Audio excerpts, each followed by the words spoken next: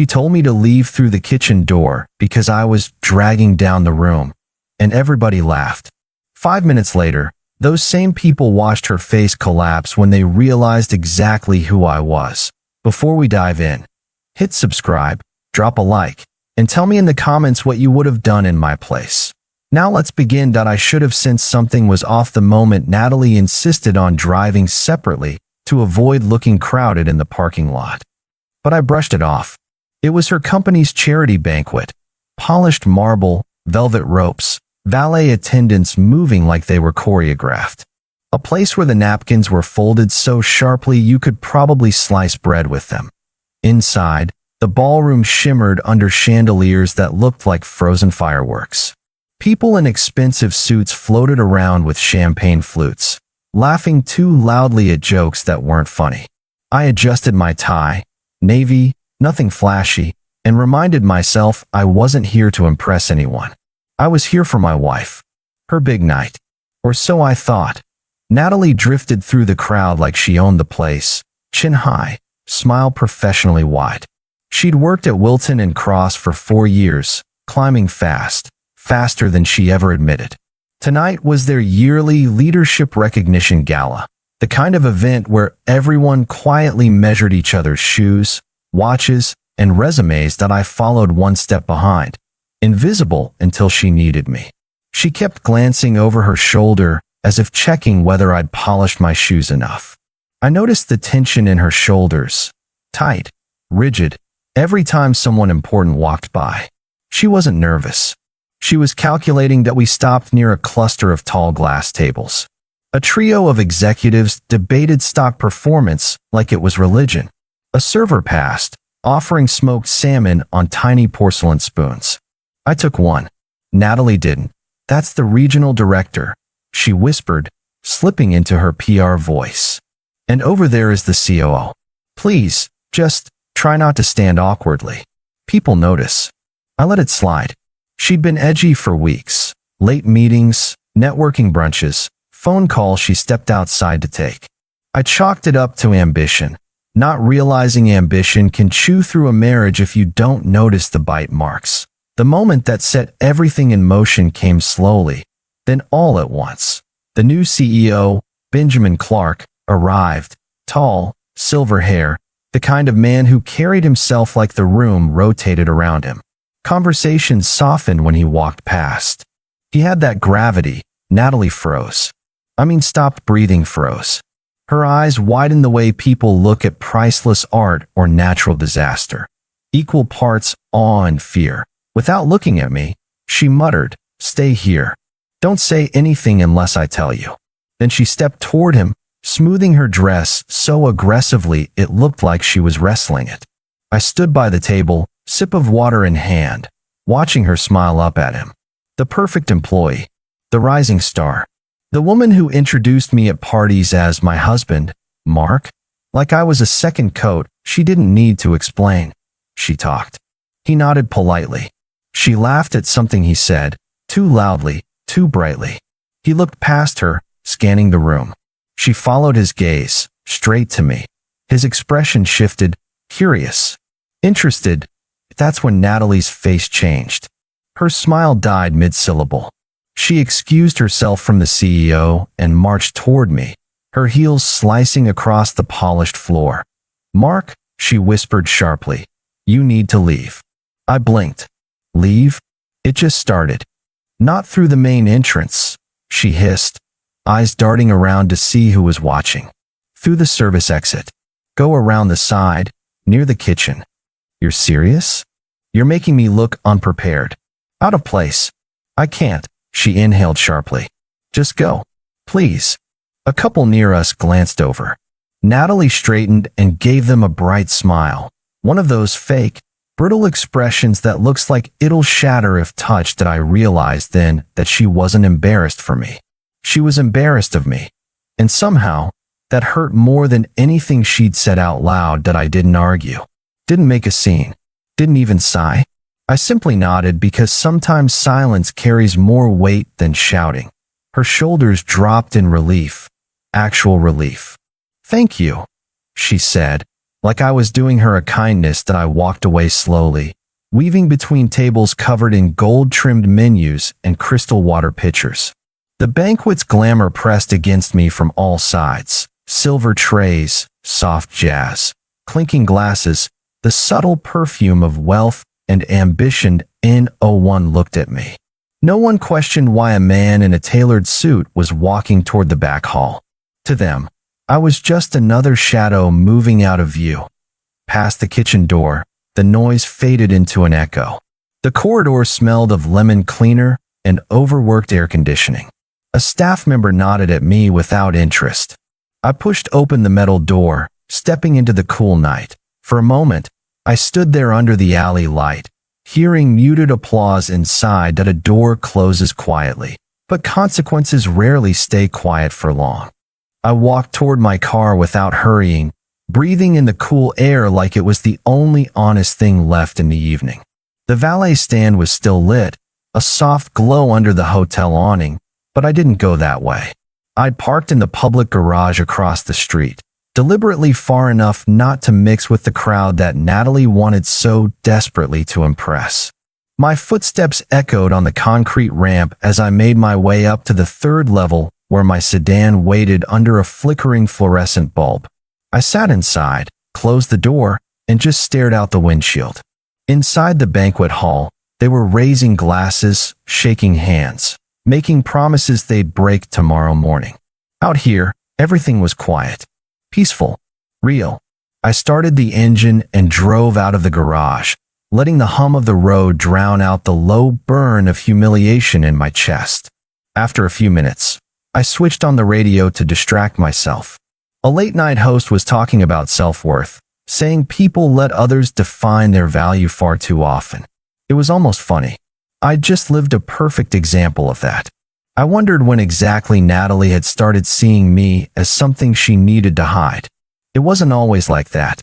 When we met, she loved that I was grounded, calm, steady. She used to say it balanced her ambition. But somewhere along the line, ambition stopped being something she chased and became something that consumed her. My phone buzzed on the passenger seat. I didn't reach for it. The buzzing kept going, one call, then another. By the fifth, curiosity finally won. I answered without saying my name. Her voice exploded through the speaker, frantic and breathless. "Mark? Oh, thank God. You need to come back. Right now." I pulled onto the shoulder and turned off the engine. "Why?" Her breath hitched like she'd been running. "There's been a huge misunderstanding. Someone just told me who you are. The CEO is asking for you. The board members are asking.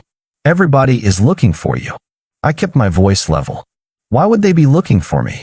She swallowed loudly. "Because they know you're Joseph Whitaker's son." There it was. The truth she had never cared to learn. I wasn't a secret billionaire or a CEO in disguise. But my father, Joseph Whitaker, owned Whitaker Industries, a private investment group with controlling interest in half a dozen regional corporations, including her company. 43%, last I checked. A controlling block disguised through multiple subsidiaries. I never bragged about it, never leveraged it, never thought it mattered in my marriage. Apparently, it mattered tonight. "The CEO saw you leaving," she continued, voice cracking. "He asked who you were. Bennett said he didn't recognize you. Then Sarah from accounting recognized you because of the company newsletter last year. They all know now. Everyone. And the CEO, he's panicking." I leaned back in the seat and looked at the empty road. Funny. 20 minutes ago, I was someone she needed to hide. Now I was someone she desperately wanted back in the room. "You asked me to leave," I said quietly. "Through the service exit." She let out a small, broken sound. Please don't say it like that. It sounds awful." It was awful. Silence. Then I heard voices behind her. Urgent, overlapping, pushing her to hurry. "They're calling an emergency meeting," she whispered. "They think I insulted a major investor's family member. They think I jeopardized the company's standing. Mark, I'm begging you. Come back." I stared out into the night, watching cars rush by like they had somewhere better to be. "I'm going home." What am I supposed to tell them? I didn't raise my voice. I didn't need to tell them exactly what happened.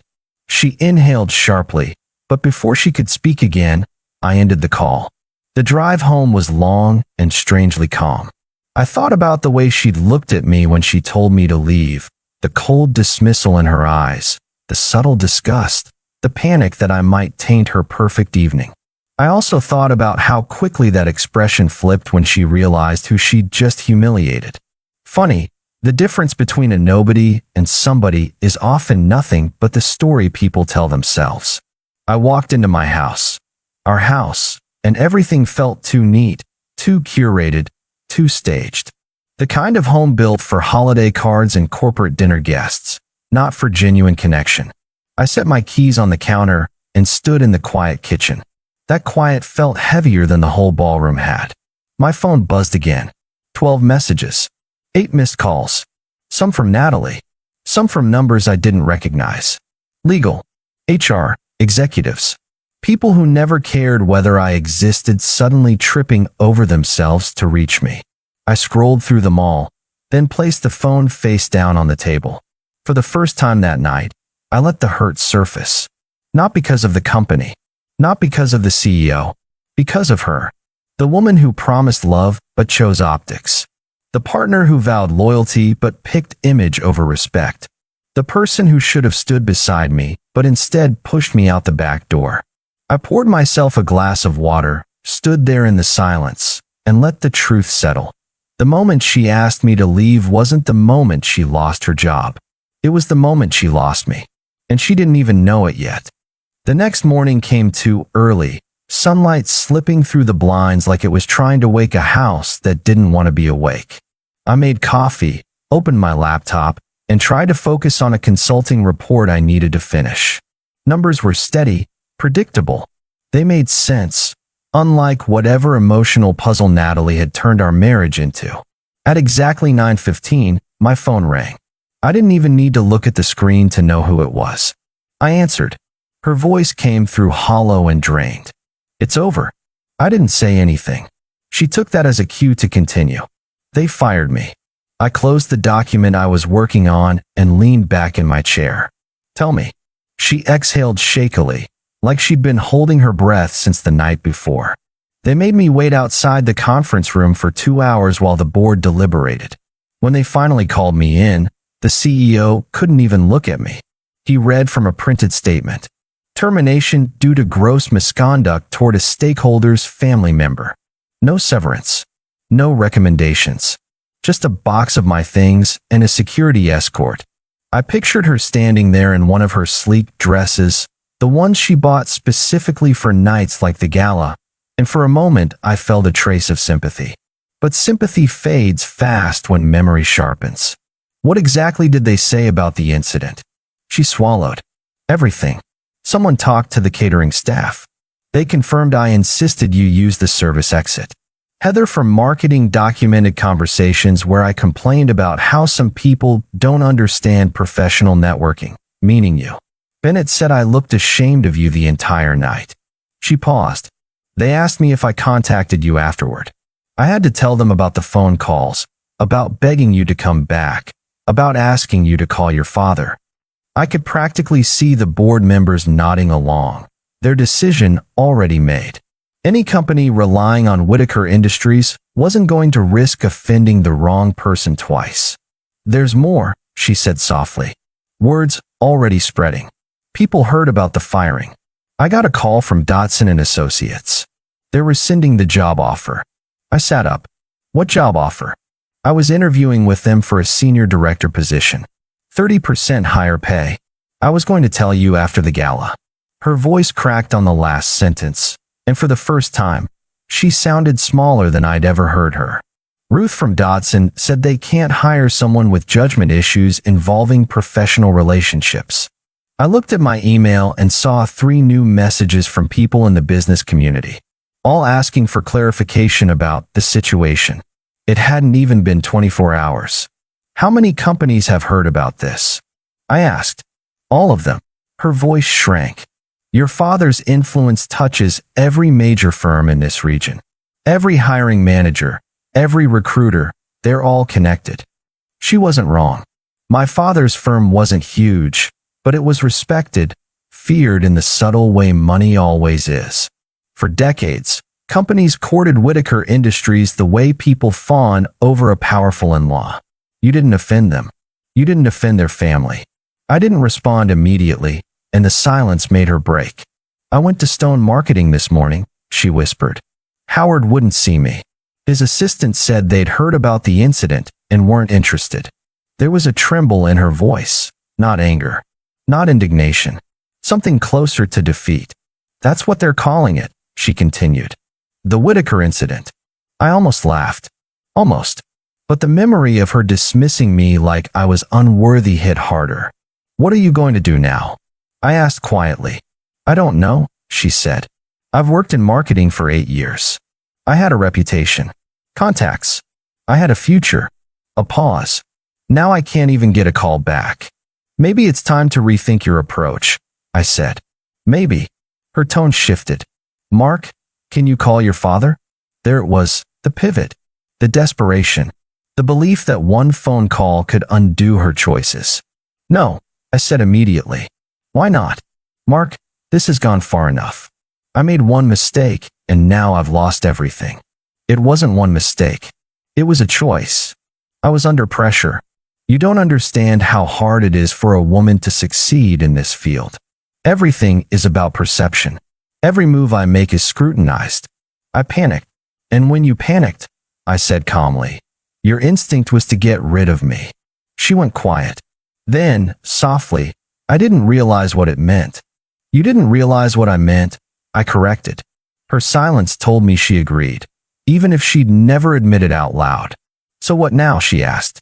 You just let this destroy me? You destroyed yourself, I replied. The moment you decided your image mattered more than your husband. She let out a shaky breath. Mark, please can't we move past this? I looked around the house, at the framed photos, the carefully arranged decor, the way everything seemed staged for a life we pretended to live. I think we both know, I said. This isn't something you move past. She didn't argue. For the first time, she didn't spin excuses or blame. She just whispered, I don't want to lose you. But the truth was already settled deep inside me, clear, solid, cold. You don't lose what you never valued. And she hadn't valued me in a long time. We'll talk later, I said. Then I hung up. I didn't turn off my phone this time. I knew the story wasn't finished. Not even close. 3 days passed like a silent war in the same house. She stayed in the guest bedroom, moving quietly, avoiding eye contact, cooking only for herself. I worked from my office, finishing projects, taking calls, pretending the world outside wasn't watching our marriage crumble. And yet, the silence was never peaceful for her. Every evening I could hear her pacing, opening drawers, closing them, starting a conversation under her breath, and then abandoning it. She was losing ground, and she knew it. On Thursday night, I was reading in the living room when I heard her heels click down the hallway. I didn't look up right away. When I finally did, I almost didn't recognize her. She wore the blue dress I'd bought her last anniversary, hairstyled, makeup polished and soft. She'd even cooked, garlic, herbs, roasted something, the whole performance. She stood in the doorway like an actress waiting for applause that wasn't coming. I thought we could talk, she said, sitting across from me, folding her hands neatly in her lap. Her voice was gentle, almost childlike. Really talk. I set my book down and waited, letting her fill the space. I've been thinking, she said, eyes glossy. About what happened. About us. I realized I owe you more than an apology. She took a breath, the kind a person rehearses in front of a mirror. That night, I panicked. Not because of you. Never because of you. But because of what that room represented.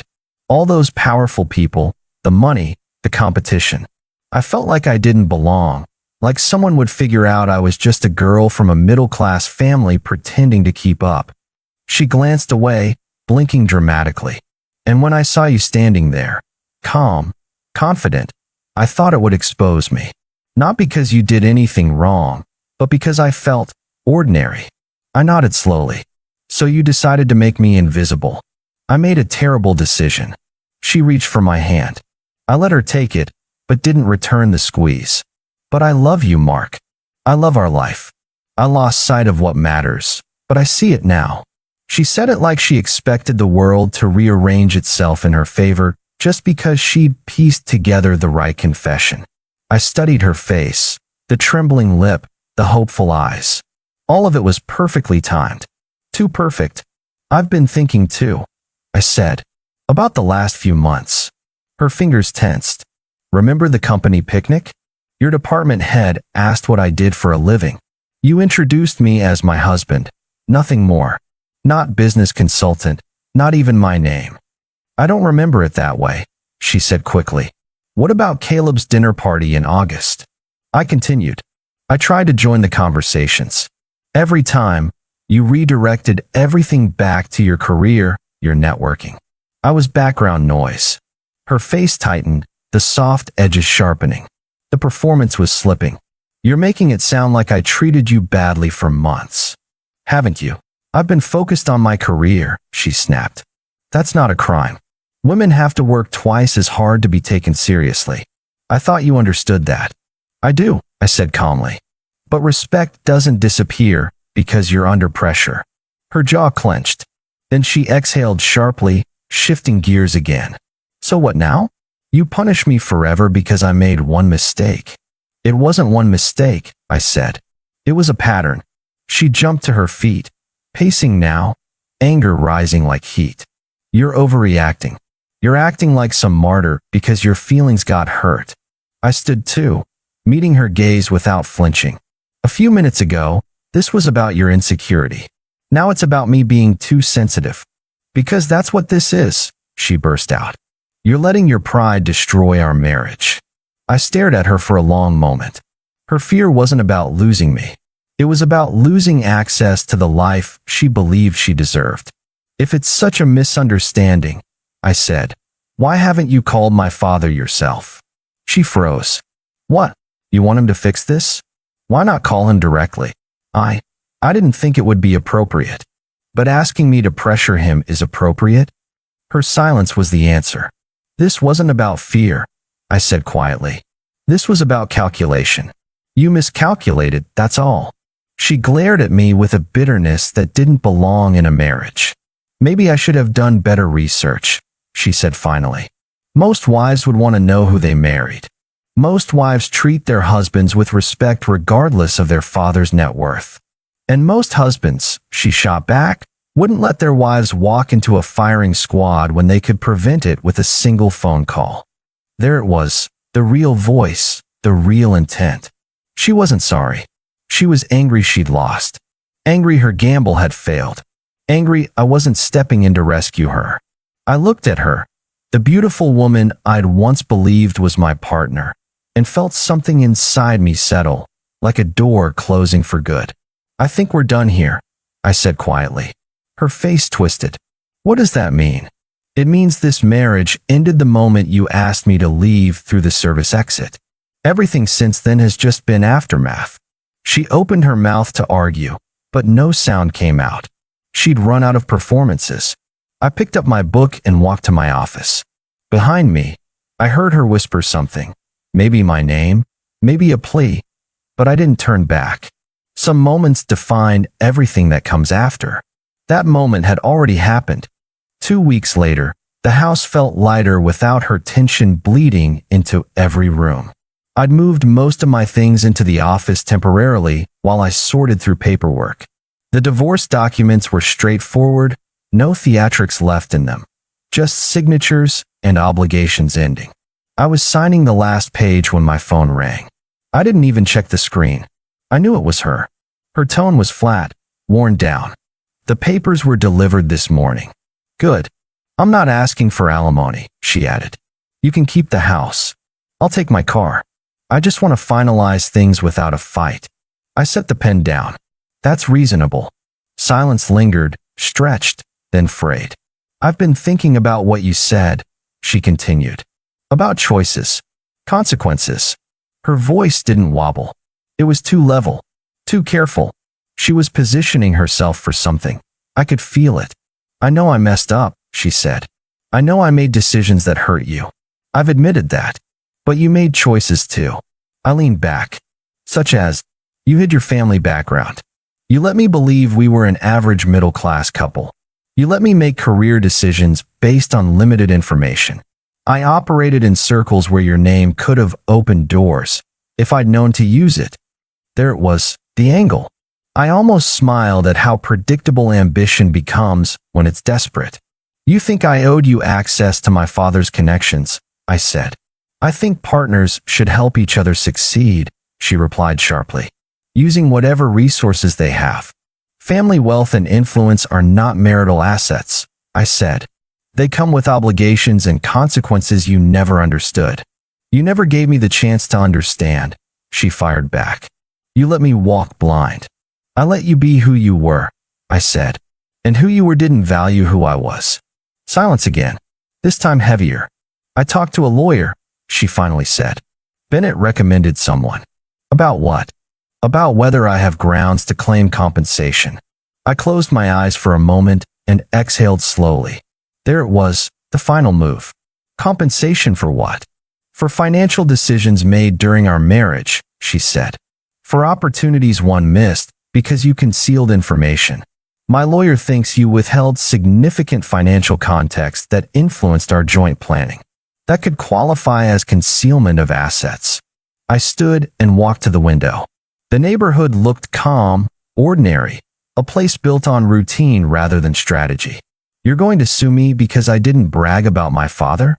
I'm going to pursue what I'm entitled to, she said coldly.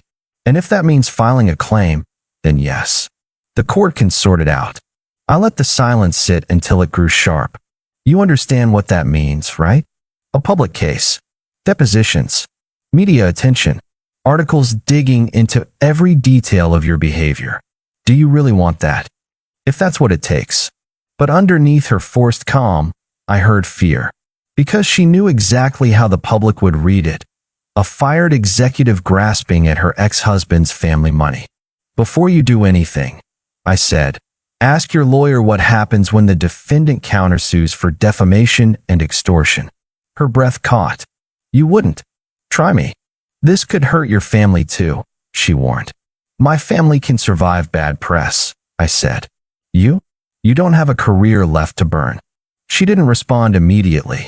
I heard traffic through her car window, the distant hum of a city that didn't care about her downfall. Howard from Stone Marketing called, she said. That surprised me. He wouldn't see you 2 weeks ago. He heard about the divorce. That maybe I didn't know about your family connections. He wants to reconsider giving me an interview. Of course he did. The scent of money wakes people faster than alarm clocks. Other companies might be interested too, she added. If it turns out I was unfairly excluded from certain networks. There it was, the real motive. Not love. Not closure. Reputation. Redemption. She wanted to rewrite the story, paint herself as the wronged spouse who'd been kept in the dark. So, I said, you're threatening legal action to pressure me into what? Calling my father? Assuring companies you weren't at fault. I'm giving you a chance to fix this without ruining both of us, she said through clenched teeth. Define fix. You tell your father this divorce is amicable, that I never knew who he was, that the gala was a misunderstanding, not a personal slight. You tell him I should be judged on my professional merit, not on outdated gossip. If you do that, I won't pursue legal action. She said all of it like she was offering mercy, like she believed she still had leverage. No, I said plainly. Think carefully, Mark. I have. You're throwing away the chance to end this cleanly. There was never anything clean about it, I said. From the moment you decided I wasn't worth standing beside. She was silent so long I wondered if she'd hung up. Then she spoke, voice stripped of pretense. So this is how it ends. It ended the night you sent me out the back door. Another long silence. Then, quietly, the papers will be filed by the end of the week. Good. 3 days later, she texted me. Papers signed. No contest. Moving to Portland next month. I stared at the message for a moment, then deleted it. I went back to work, letting the calm settle around me like a home I'd forgotten how to live in. Sometimes victory isn't loud. Sometimes it's simply removing the last piece of someone who never saw your worth until it was too late. For the first time in months, the silence felt warm. And I realized something simple, something true. Freedom isn't always an escape. Sometimes it's a return. If you enjoyed this story, make sure to subscribe, like the video, and leave a comment. I'll be waiting with the next one.